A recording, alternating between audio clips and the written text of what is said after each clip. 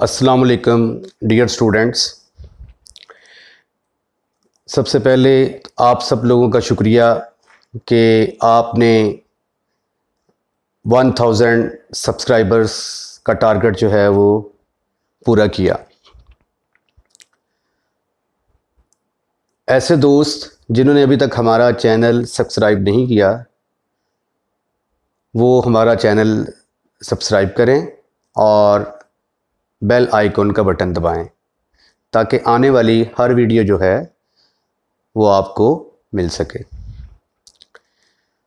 आज का लेक्चर जो है, ये डिस्कशन जो आपके साथ होने जा रही है वो मैथमेटिक्स से ज़रा हट के है।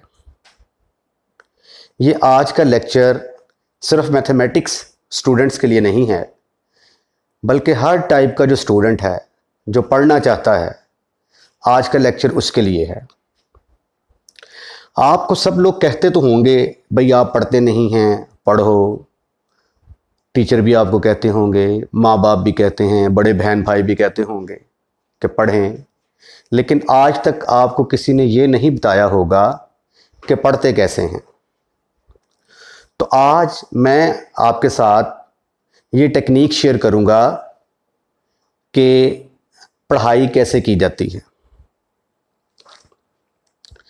सबसे पहले जो इम्पॉर्टेंट चीज़ है वो ये है कि एक पढ़ने का शौक़ जो होता है वो आपके अंदर खुद ब खुद डेवलप होना चाहिए। कोई आपको जितना मर्जी कहता रहे कि भाई पढ़ें आप ये वो, लेकिन आप पर असर नहीं होगा जब तक कि आपके दिल से आवाज़ ना आए कि मैंने पढ़ना है। याद रखें कि अगर आपने किसी भी प्रोफेशन में कामयाब होना है तो उस प्रोफेशन का काम करने में आपको एंजॉयमेंट महसूस होनी चाहिए। मसलन अगर आप स्पोर्ट्समैन बनना चाहते हैं, जो भी स्पोर्ट्स आप खेलते हैं, आपको वो स्पोर्ट्स खेलने में मज़ा आना चाहिए, टेंशन नहीं होनी चाहिए। अगर आप अच्छा स्टूडेंट बनना चाहते हैं तो आपको पढ़ने में मज़ा आना चाहिए। पहली बात सबसे ये। एक और बात कि कोई भी बंदा बशर जो अल्लाह ताला ने पैदा किया है, ना ही कोई लायक है और ना ही कोई नालायक। ये तो अपने जहन से आप माइनस करें इस चीज़ को कि आप नालायक हैं। नालायक हम किसको कहते हैं? हम उसको कहते हैं नालायक जो पढ़ता नहीं है। लायक उसको कहते हैं जो पढ़ता है। मसलन देखें, मैं मैथमेटिक्स का प्रोफेसर हूँ, आप मुझसे मैथमेटिक्स की कोई चीज़ पूछेंगे मैं आपको बता दूंगा। अगर आप मुझसे स्टैट की या केमिस्ट्री की कोई चीज़ पूछेंगे तो मुझे तो वो नहीं आएगी। तो इसका क्या कंसिडर करना चाहिए कि मैं नालायक हूँ? नहीं। इससे ये रिजल्ट निकलता है कि मैं चूँकि केमिस्ट्री और स्टैट नहीं पढ़ता तो इसलिए मैं उसमें नालायक हूँ। जो चीज़ मैं पढ़ता हूँ उसमें मैं लायक हूँ।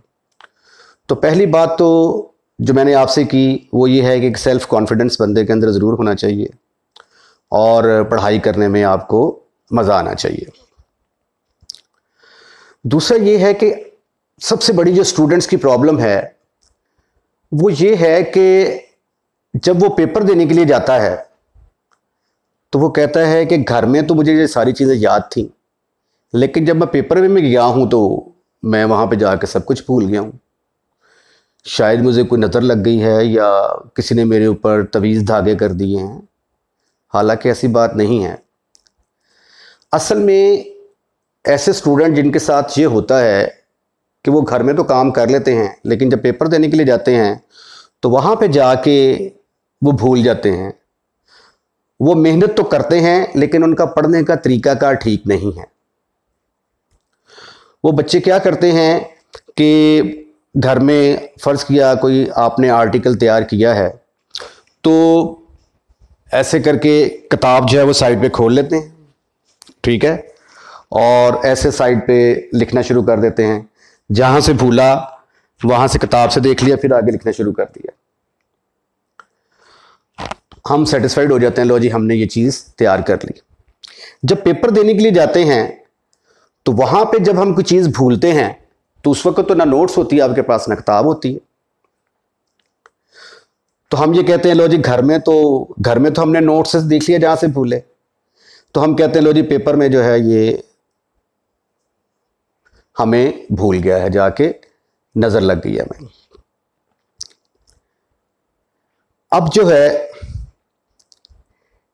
इस चीज को तो काबू करने के लिए मैंने आपको तरीकाकार बता दिया कि आपने ऐसे पढ़ाई नहीं करनी कि नोट्स खुले हुए हैं। जब भी आपने कोई टॉपिक तैयार करना है, कोई चीज पढ़नी है, आप समझते हैं कि वो चीज आपको याद हो चुकी है, तो नोट्स टोटली बंद होने चाहिए और आप इसको ज़बानी लिखना शुरू कर दें। जब ज़बानी आप लिख लेते हैं तो इसका मतलब है कि वो चीज़ आपकी तैयार हो चुकी है। और एक और बात जो है ना, सबसे ज़्यादा जब भी आप कोई चीज़ याद करें तो उसके बाद फिर उसका एक व्यू लें कि इसके अंदर हमने क्या क्या किया है, इसके अंदर मेन स्टेप क्या हैं। वो मेन स्टेप जो है वो आपने याद रखने हैं, उन्हीं के गिर्द आप घूमते जाएं तो वो चीज़ बड़ी आसानी के साथ आपको याद हो जाती है। मिसाल के तौर पर कुछ दिन पहले मैंने एक प्रूफ किया, limit theta approaches to 0 sine theta over theta is equal to 1। ये ज़रा देखिए ज़रा,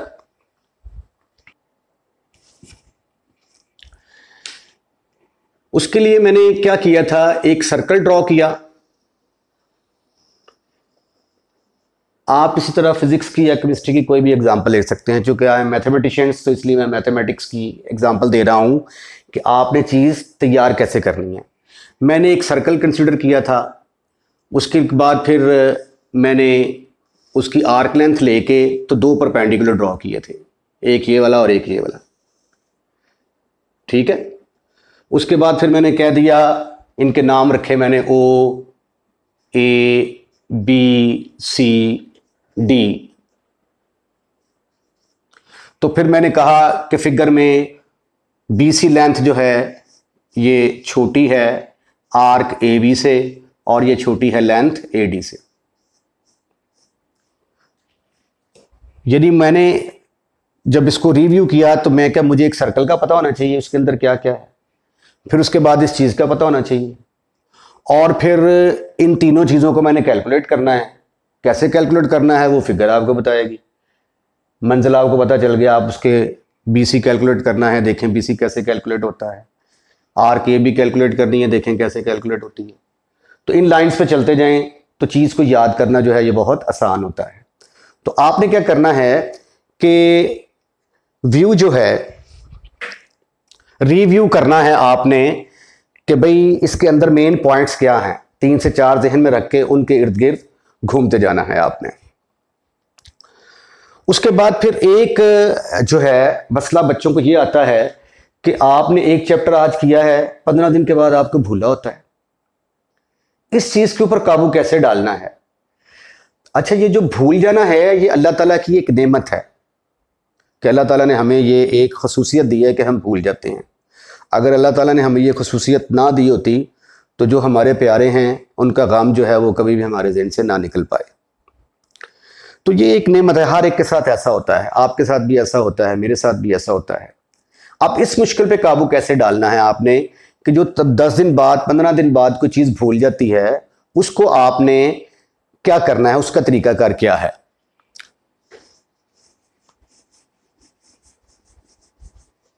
इस चीज को जरा गौर से देखिएगा।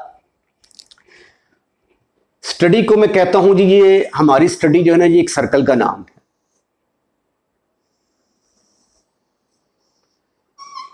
अब आप मुझे ये बता सकते हैं कि ये सर्कल कहां से शुरू होता है?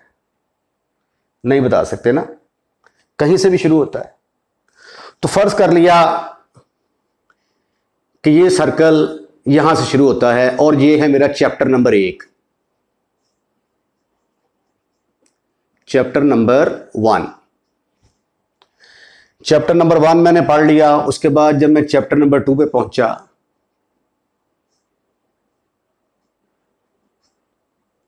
फिर उसके बाद चैप्टर नंबर 3 पे पहुंचा तो मुझे एहसास होना शुरू हुआ कि भाई ये चैप्टर नंबर 1 तो मेरे ज़हन से निकल गया है। अब आपने करना क्या है, आपने जो अपना टाइम टेबल घर में सेट करना है उसमें हर सब्जेक्ट के 2 पीरियड रखने हैं।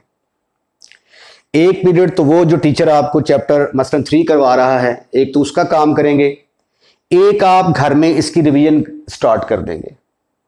इसकी रिवीजन स्टार्ट करनी है, फ़र्ज़ किया कि इसकी रिवीजन स्टार्ट करते कर दी ख़त्म, आपने चैप्टर नंबर 2 पे पहुंच गए, फिर चैप्टर नंबर 2 ख़त्म करके हम चैप्टर नंबर 3 पे पहुंच गए। हो सकता है तब तक हम चैप्टर नंबर 5 पर पहुंच चुके हों, ठीक है। तो लेट्स सपोज दैट कि चैप्टर नंबर 4 तक पहुंच गए जी। अच्छा, अब आप देखें, अब आप चैप्टर नंबर 4 कर रहे हैं तो आप पीछे से चलते जो रिवीजन कर रहे हैं, ये रिवीजन वाला ग्रुप है, ये वो है जो आप रेगुलर बेसिस पे टीचर के साथ कर रहे हैं।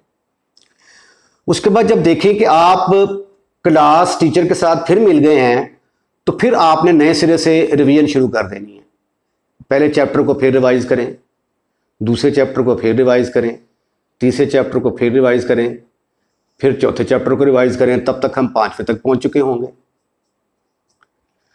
जब आप यहां पे पहुंचे तो उसके बाद फिर आप चैप्टर नंबर 1 की रिवीजन शुरू कर दें, चैप्टर नंबर 2 की, 3 की। तो ये देखते जाएं, ये जो है ना रिवीजन जो है ना, ये आपकी कितनी होती जा रही हैं।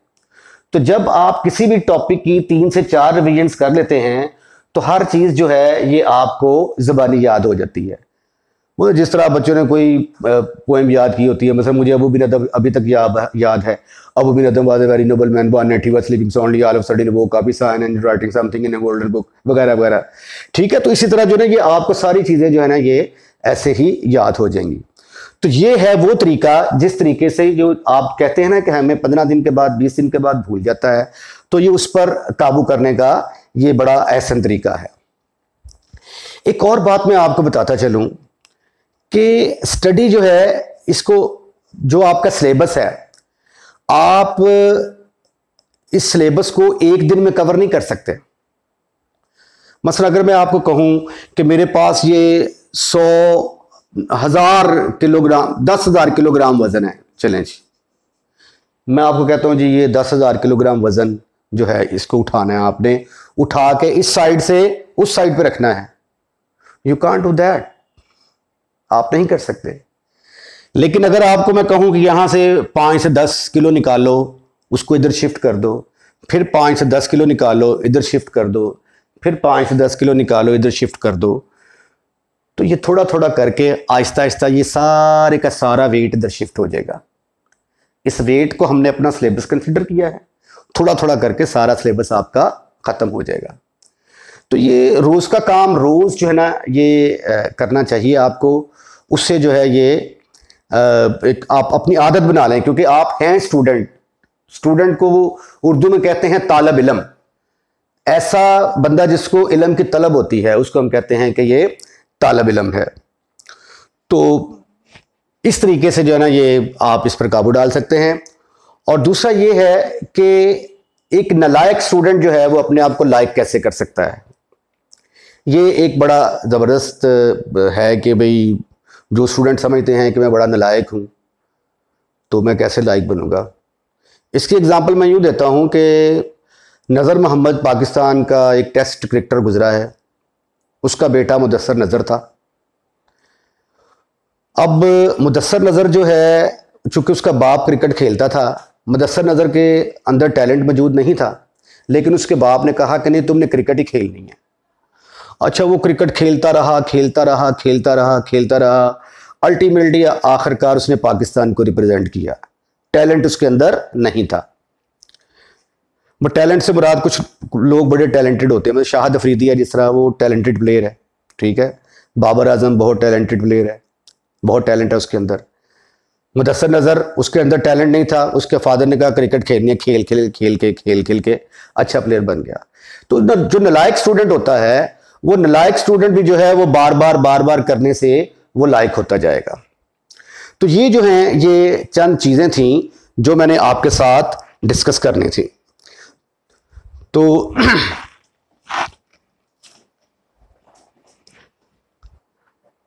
अब जो है आपने इन चीज़ों को जो है वो मद्देनज़र रखना है और इसके मुताबिक जो है ना पढ़ना है और तैयारी करनी है। इंशाअल्लाह ताला मैं आपको गारंटी देता हूं कि आप नालायक नहीं रहेंगे। अब फिर किसी वक्त जो है ना मैं आपसे एक वीडियो शेयर करूंगा, how to study mathematics. Mathematics को कैसे पढ़ना चाहिए, उसकी तैयारी कैसे करनी चाहिए। खुदा हाफिज़, अपना ख्याल रखिएगा।